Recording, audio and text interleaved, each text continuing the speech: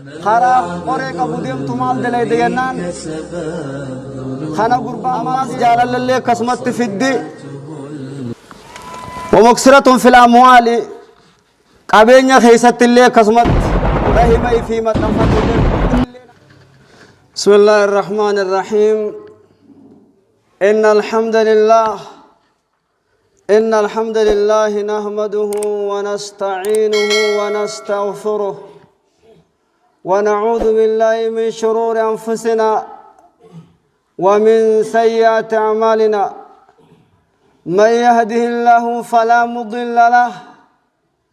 ومن يضلل فلا هادي له. وأشهد أن لا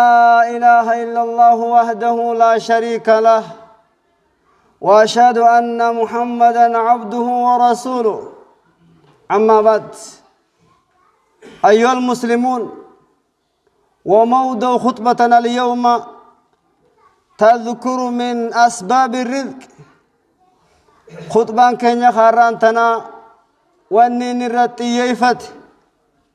سبب رزق روان جام. أيها الناس، أسباب الرزق التي ذكر الله في كتابه كثيرا.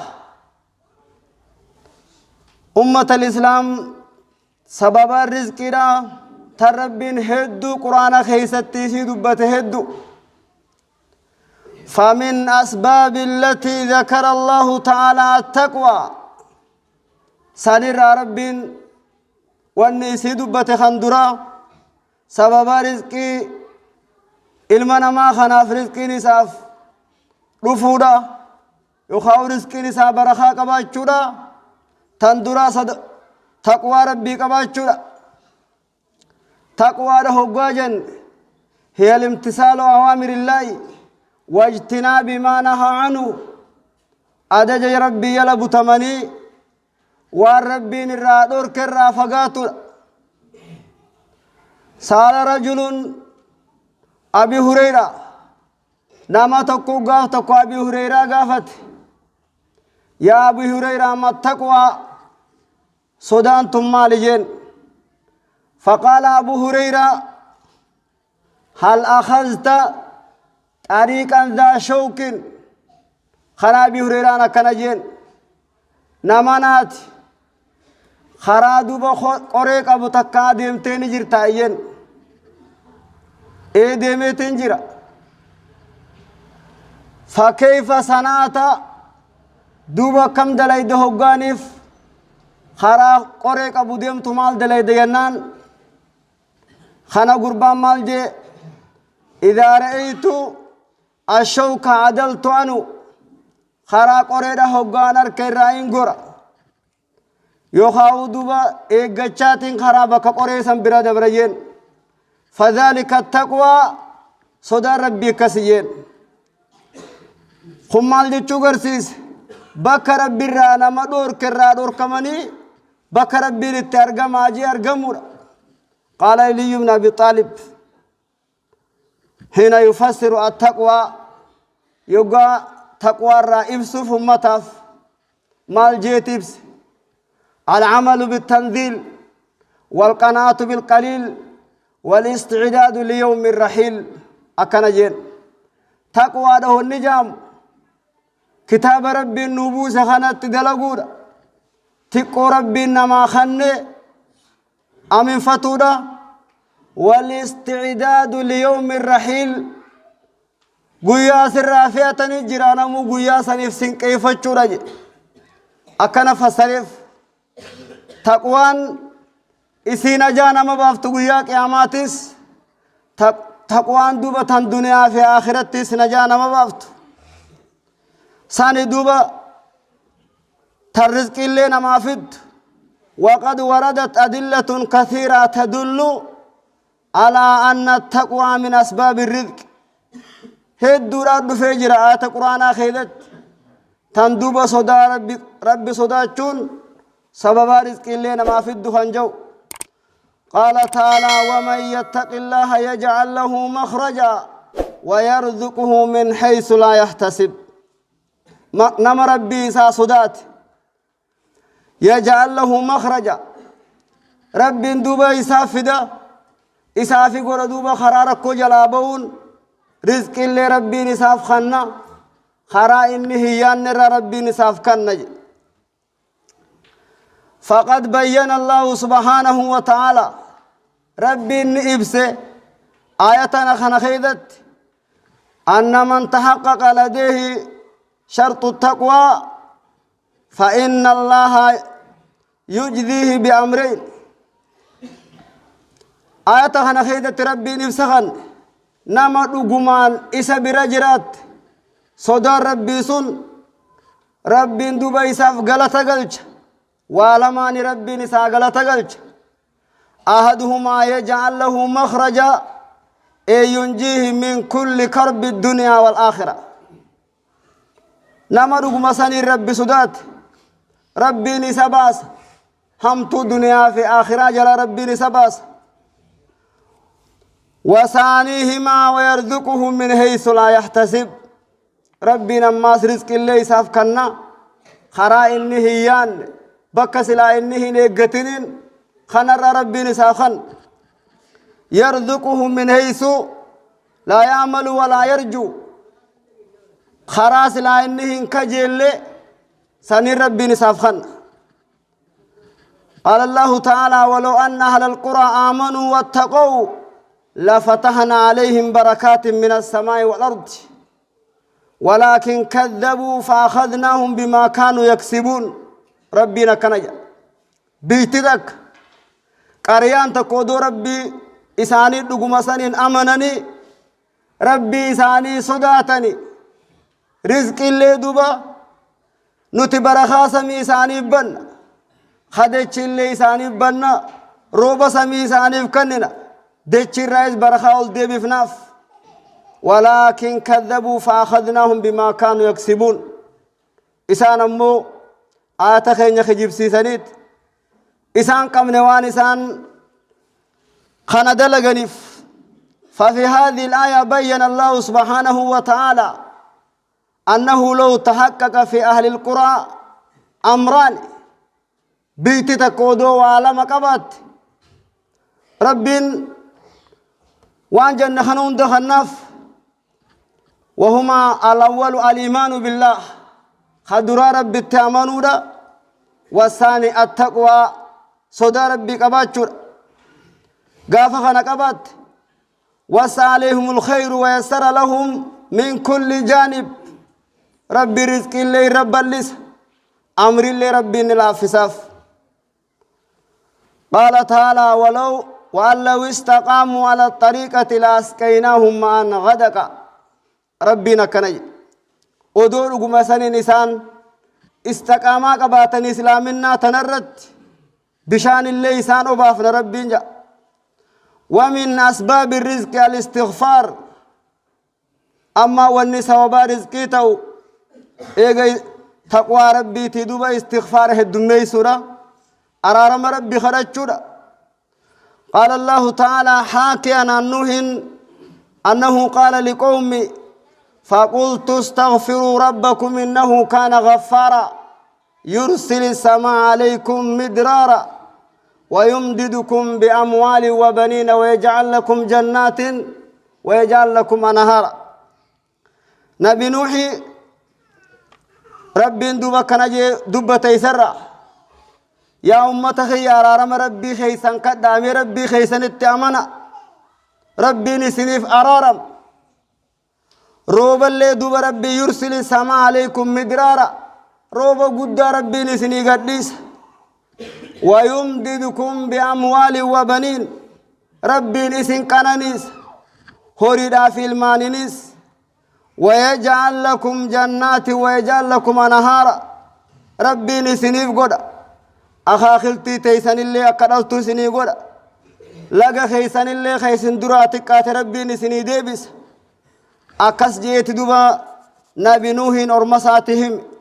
ففي هذه الآية بيان لتحقيق الأمور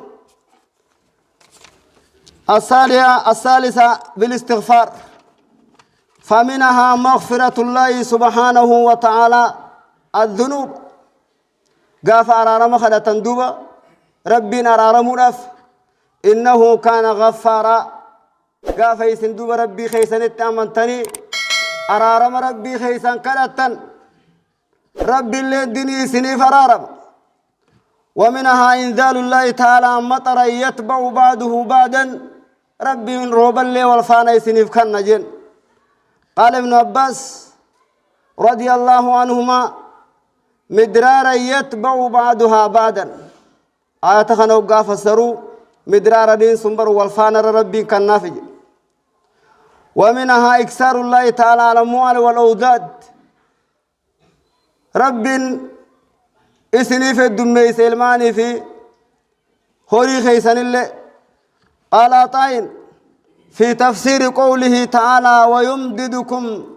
بأموال وبنين ويجعل لكم جنات أنهارا أطاين مال جاءت خنوقا فسروا جعل الله جنات ربي نسنيف قرأ خلتراس وجعل بينهما نهارا ربي نماس لقى بشان اللي سنيف كان نجد قال تعالى ويجعل لكم جنات ويجعل لكم نهارا وذكر القرطبي في تفسيره أن ابن سبيه قال شكا رجل إلى الحسن البصري نما تقوت دفه قرأ حسن البصري ده حسن البصري تدفه تهمت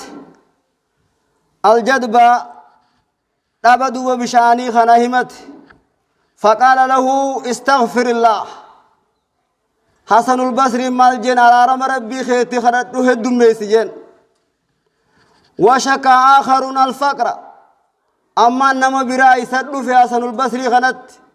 خنس ونتهمت هيوم اتهمت فقال له استغفر الله حسن البصري مال جن نما سنينس أرارم ربي خي خد جن وقال آخرون ادعو الله يرزقني ولدا نما برام ما سترو في حسن البصري رت ربنا خد أكرب المونا خننا خد جن فقال له الحسن البصري استغفر الله أرارم ربي خي خد الدميس فقال وشكى إلي آخر جفاف بستاني نما برام ماس حسن البصري خند فهمت خنيس دوبا أخاخل تيتيات ندرا غوغوغي ساني سلا دوبا فرماتا سيسي برابر بعد الأرفجين فقال له استغفر الله خناني سرارة مخرد المجين فقال له الربيع ابن صبيه أتاك رجال يشكو عنوان صدوباتي نما هدو سدوفي نما هم دخناو وهم تكتاجج فأمرت كلهم بالاستغفار إسان داو أرارم خرد دادا يتيني فرماتا ومتهاجين فقال ما قلت لهم من عندي شيء أني هوغاني واخانهم ديسانهم إبرا خيك كرمتنمن إن الله تعالى يقول استغفروا ربكم إنه كان غفارا يرسل السماء عليكم مدرارا آية القرآن خانان دوبا حسن البصري ديبي ساقود أرارم ربي خيسان قد داجي ربين إسنيف أرارب روب اللي إسنيف كان إلمان اللي إسنيف كان قبينيا هوري اللي إسنيف كان ربين جيني أنا خانو مرة ديبي ساقود ملي واتكالي براهن ديبي فنجين ومن أسباب الرزق تطبيق شريعة الله تعالى في أنفسنا وفي الأرض سبب الرزق إلى أمس شريعة ربي قبضشورا تينيا في دوبة دتشي تنخيسا يسي قبسي سورا أكا دوبة شريعة إسلامنا أنتم بك قبض تقرورا ولو أنهم أقاموا التوراة والإنجيل وما أنزل إليهم من ربهم لأكلوا من فوقهم ومن تحت أرجلهم ربنا كان جابر ودو من وري توراة كن توراة تسدلغني إنجيل تسدلغني قرآن غرساني بوفا مخان ودو دلغني نوتي ساني نياچفنا غبا ساني تيس جل إساني تيس نياچفنا خان هندا ودوبا يسانف كان نقابين يسانف كان نيچو ربين هميف خان درا دوبا إدانو شريعة جل بطمونس إسي جل ديمونس وأن ما فد ولو أنهم عملوا بما في التوراة والإنجيل والقرآن ودو إسانا كست دلغني وان توراة في إنجيل كي تجروا ربي رزقني خناف ربي نمه الدمي إساف رزقي خوني سوابا رزقي وان ما تو أيها المسلمون ومن أسباب الرزق التوكل على الله سبحانه وتعالى وأن أما سوابا رزقنا ما تو ربي في رت سركتشور قال الله تعالى ومن يتوكل على الله فهو حسبه إن الله بالغ أمره قد جعل الله لكل شيء قدرا ربنا كنج نم ربي سار تيركت نم ربي سار خايت ربي نساف غيا أمري سال ربي بكا غياف قد جعل الله لكل شيء قدرا ربي وهنده قدري قد ومما يدل على أن التوكل على الله من أسباب الرزق ما جاء في مسند أحمد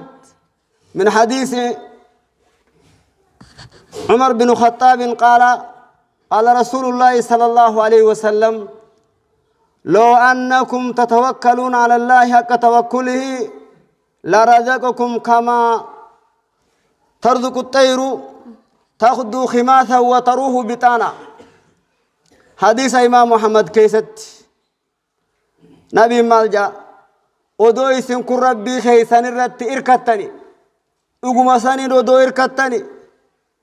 ربي نسنياتشس أكما شمبرو نياتشس ربي نسنياتشس شمبرو تندوبا غنم هقا غنم فت غرانسي كلا دوار ربي سر خاتت ديمت أورو تنان دقان قبدو سن ربي سر خايت ديمت غلغل أمو غراي سيرا غوتت ديبت سبب أمو نقوت لكن أمو إرغود ربنا خنيت سر خايت ديمت ودو إسني سببا غورو وجين سببا خيسن سنرات تركچو دون تين إفي سببا غوتني ربي خيسن الرخايتني ربي الرزق سنف كني ومن أسباب الرزق أيها الناس التفرغ لعبادة الله سبحانه وتعالى سبب الرزق رامس قلبي تهوج تكلي عبادة فراوتشي سورة قال الله تعالى في حديث القدس من حديث أبي هريرة رضي الله عنه عن النبي صلى الله عليه وسلم إن الله تعالى يقول يا ابن آدم أملأ صدرك خنا وأسد فقرك قافات عباداتي يا فراوت أنس قومتي دوبانين قوتا درمان قوتا مسكين مان سرائن شفجين قافا أمو أتي دقت أتي أمو ديفت أنيس حركة خيزة شغلي سمتين قديزة مسكين مالي سراهن شفوه جنجت ومن أسباب الرزق المتابعة بين الحج والعمرة وإنما الرزق اللي نما في دجان حج في عمرة الديبياني قرورة ففي السنن الترمذي من حديث عبد الله بن مسعود رضي الله عنه قال رسول الله صلى الله عليه وسلم تابعوا بين الحج والعمرة نبينا كني حج في عمرة تنميدي بأقرأ فإنها ينفيان الفقر والذنوب حج في عمرة ندبم سيفت دليداس ينفيان الفقر والذنوب هيما في دوبة دليل ليس نرى دبم سيسن كما ينفي الكير خبس الحديد أكا سبيلي تيخاوتم ترى udaan sibiilaa baasutti dilii fi gartee miskiinummaas rabbiin akkasitti isinirraa baasay walaysa lilhajji almabruura sawaabun ila aljanna hajjii qulqulliidhaaf rabbiin jannata malee hin taaneef nabiin keenya alayhi salaatu wassalaam akkana jedhe hajjiin qulqullii wanni isii qabdu galanni isiidhaa jannata وهذا الحديث صحيح وقد صححه الشيخ الألباني أدينكم صحيح خنا في عباد الله ربي صداتون ربي رتوكلون خنون دينوان صوبا شريعة ربي قبطني ديمون صوبا رزقي رانا ما ديست أقول قولي هذا أستغفر الله لكم ولسائر المسلمين من كل ذنب فاستغفروه إنه هو الغفور الرحيم.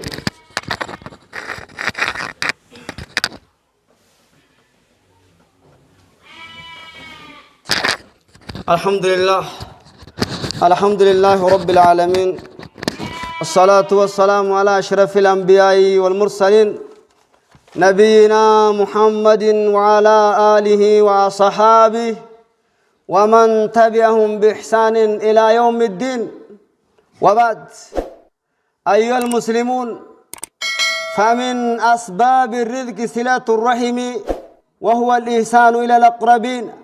من ذوي النسب والأصهار والرفق بهم. أمة الإسلام، والنساء وبارز كرام ما سنما افتهوا رحمي في رامة تنفجر أكسمت أماس تلولودا غرفروتن كيتي خندوبا دالوتم ماران نسب ولي قبدن خنغرا صدوماتينيس ولي قبدن وليف تلولودا والرفق بهم إسان سنيف دوبا لافودا والرعاية لأحوالهم حال إسان التي فجر. وقد جعل الله صلة الرحم من أسباب سعة في الرزق. رحمة ما تنفجوا على ربي صوبا رزقي رفقود. ففي صحيح البخاري من حديث أبي هريرة رضي الله عنه قال: سمعت رسول الله صلى الله عليه وسلم يقول: من سره ويبسط الله في رزقه وينسى له في أثره فليسر رحمه. نبينا كنج نمني إسا قمتشيس ربي رزقي إسا خيدت إسا بلسو عمري إسا اللي إسا ديريسو نمني دوبا إسا قمتشيس رحمة ساسا هامت تنفتو آنا سا هامت تنفتو. جاء في سنن الترمذي من حديث أبي هريرة رضي الله عنه عن النبي صلى الله عليه وسلم قال: تعلموا من أنسابكم ما تصلون به أرحامكم. نبينا كني برد دوبا أنساب خيسان الرا سن الرئيس برد ما تصلون به أرحامكم وانيس الرحم خيسان متنفتن فروتن كيسان سنبرا. فإن صلة الرحم رحم متنفتشون محبة في الأرض. دوبا أماس جالل اللي كسمت في الدي ومكسرة في الأموال قبينيا خيست اللي كسمت رحمي في متنفت اللي عمر اللي نما ديريست رزق اللي نما في الديج. ففي هذه الأحاديث بين النبي صلى الله عليه وسلم أن صلة الرحم ثلاث ثمرات. دوبا حديثة خانا خيست واني إبس واني هدو إبسا قچلو نوخان فايدة قدو سدينو دبت. خندرا البسط في الرزق والزيادة في العمر وكسرة في المال. رحمة ما تنفجون تن واني سنقبض. خندرا رزقي خيست ربي نما بلسو عمر اللي نما ريريسو قابين خيست اللي ربين قابين سنا كسيه دمما تتهودا. رحمة في فرا مرون رزقي فرا مرون جامت. أيها المسلمون، ومن أسباب الرزق الإنفاق في سبيل الله. أما سوى رزقنا ما فيدو قلنا الدمي سورة خرار ربي خدت ويا الإنفاق على الفقراء واليتامى والمساكين. خنو رقبين وان قبدر مسكينا فيس يتامى رافيس وبناء المساجد جارمي مسجد أخي ستيس كنو. وقد وردت أدلة من الكتاب والسنة تدل على أن من أنفق في سبيل الله فإن الله يخلفه في الدنيا إلى جانب ما عد الله له من ثواب جزيل في الآخرة. نامني خنة خرار ربي خيدت دنيا خيدت اللي ربي نساخن